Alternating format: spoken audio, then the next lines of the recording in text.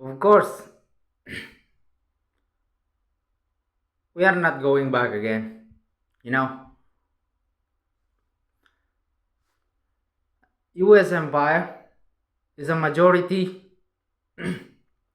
99% Christian empire. Now, the Chinese Empire is a communist. Russian Empire is a 50-50 communist and Christian empire.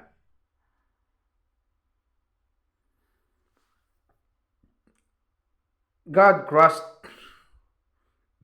he crushed all of these systems. If you are talking about Christian empires from the Romans until now, God gave them a chance to prove themselves that they are greater than God.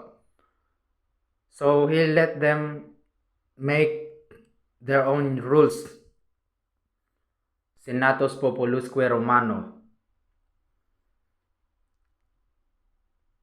Still not effective until today. Even my homeland, Philippines, they called it Philippines because of King Philip II of Spanish Empire.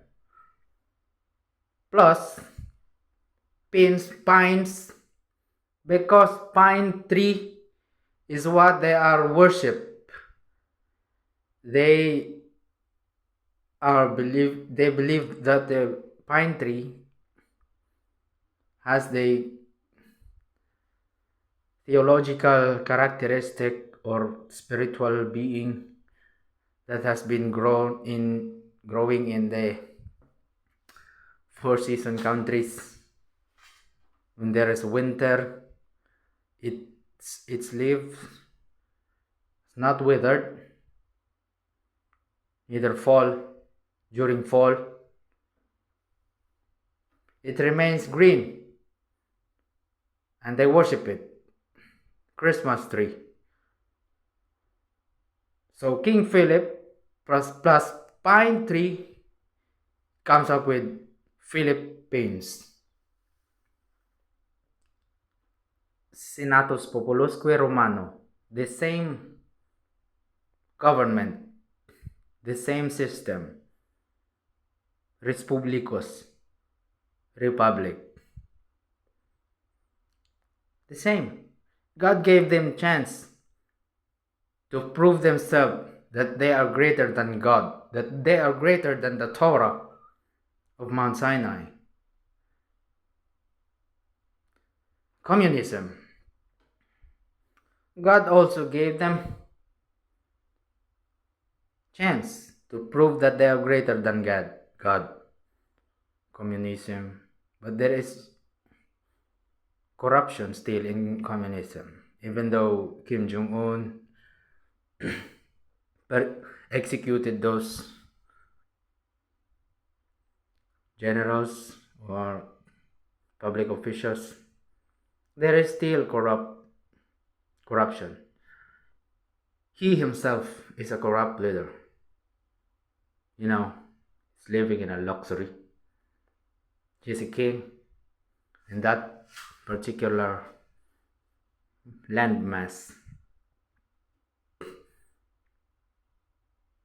All of them enjoyed their powers.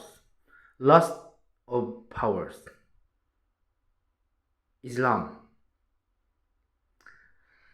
Even though there are different kinds of Islam, and the Mujahideen, the jihadists, the radical Islamist groups believed that because of Allah,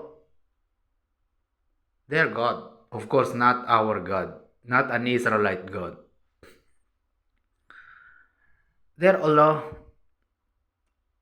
blessed the Saudis using oil. They believe that. And that's why they want to create caliphate, khilafat. And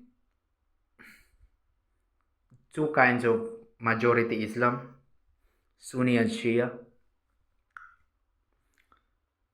For Sunni, it is the Saudis who lead.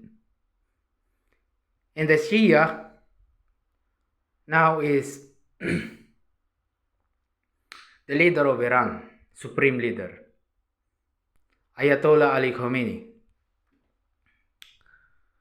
Both of their countries have oil. And now, Israel, according to Israel My Channel in YouTube, there is a huge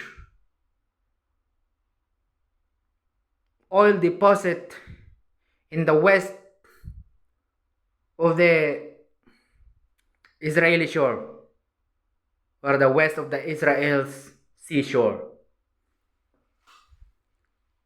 It's a bulk or bunker of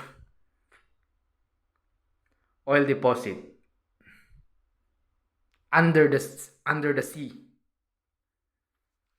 That's why in the prophecy we can read in the Zechariah, I think Zechariah 8 or 9, or even Ezekiel 38, the Gog of Magog. Gog refers to Russia, or maybe Russia or its allies. They want to attack Israel not because of the Palestinian, not because of the Gaza. They want to attack Israel to loot or to snatch, to ransack the oil reserve in the west, in the East Mediterranean, in the west of Holy Land. They are now going to use the war. Of course, it is not a holy war, but it is prophesied that there is a war. And because of that small war, regional war, it is the tool now that the Russia and its allies will use in order to attack that particular area, including Jerusalem.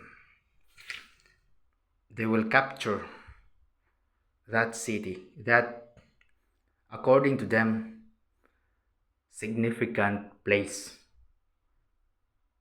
in order to harvest the oil reserve in the East Mediterranean, West Jerusalem. Oil reserve. It's all about money, resources, not about trusting God's blessing, laws, authority. It is all about oil reserves. People, governments today are addicted to oil, money, reserves.